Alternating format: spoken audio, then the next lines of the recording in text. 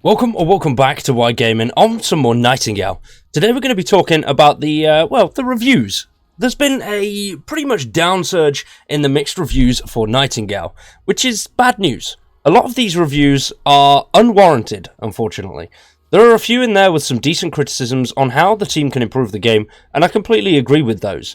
I've also had some very weird comments on the past 2 or 3 videos about how I don't like the game. I do, I'm enjoying it, and I'm playing it.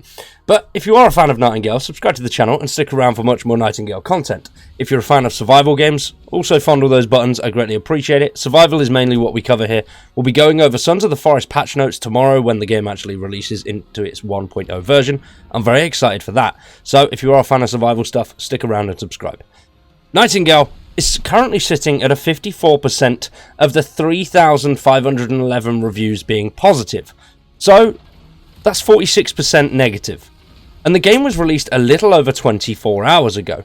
Now, it would be fine if a lot of these reviews were pretty much to the point in giving criticism and feedback to the developers, but it seems like a lot of them are just because the game is online. I completely agree. I don't like the fact that it is online. You can play solo, so you should have the ability to pause the game and do as you wish and go about your day. You shouldn't have to be online and constantly rely on a server. There have been several valid criticisms about server ping times and if you're not in the server's local country, not being able to connect, which completely understandable and very valid complaint there. Now, as I said, I completely get the criticism of it being online, but it shouldn't take away from the fact that it is still a good game. It is enjoyable, it's playable, and I've had no issues with the servers. It's annoying that they have server maintenance and the servers will go down, and it is annoying that you can't pause it. But other than that, it is enjoyable and it's fun. You can explore, you can hunt animals, you can build some really cool things. And for solo players, things like this are especially annoying. Server maintenance. If you're playing solo and offline, things like that wouldn't really be an issue and you'd be able to just crack on and play as you wish. But there was... So I do understand those criticisms, and people have been commenting on my previous few videos as well, saying it's clear that I don't enjoy the game, or I must be getting paid, because how can somebody enjoy it? I do enjoy the game, it's a great game, it's a load of fun. If you don't enjoy it, that's fine, it's not for you. It doesn't have to be for you, not everybody likes the same things. But I think negatively reviewing it when it's just because it's online is a bit stupid, but that's just my personal opinion. But we also have some update news today because, well, as mentioned, there was server maintenance. There is not too much to it. There's a couple of things. The patch notes, this is version 0.1.0.a, and the server maintenance was 21st of the 2nd, 2024. The maintenance has concluded and servers are now back online. You may need to update your game to gain access to the realms once again. It is recommended to restart Steam or Epic to make sure you're on the latest version.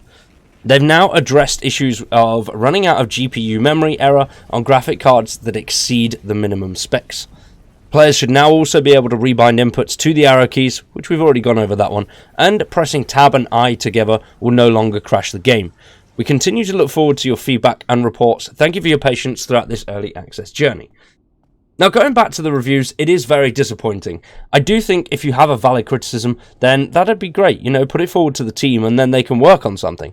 I do agree with a lot of comments that I've received about the combat feeling a little bit meh, which it does, but it does get a little bit better as you progress through the game into those later stages. I find at first, when you're first playing, when you get the hang of it, it does become relatively easy and a little bit dull. But once you've progressed through and you've got a variety of weapons at your disposal and you find some of those bigger enemies, it does feel a lot more engaging and fun. Yes, Surat. Yes, I also do agree that the enemy's AI should be a little bit more jumpy and a bit more sporadic. It seems like they're very predictable at the moment. Those bigger enemies, though, they are much harder and a lot more fun. But the smaller enemies don't really pose too much of a threat, which I'm hoping they do work around that and improve that a little bit more. But we'll have to wait and see. It is an early access title. I think the game so far is great. The foundations are absolutely rock solid, and it's really, really enjoyable. And no, I'm not being paid. I just enjoy the game. If you enjoyed the game as well, you know what to do. Subscribe to the channel, drop a like on the video, and stick around for much more survival content.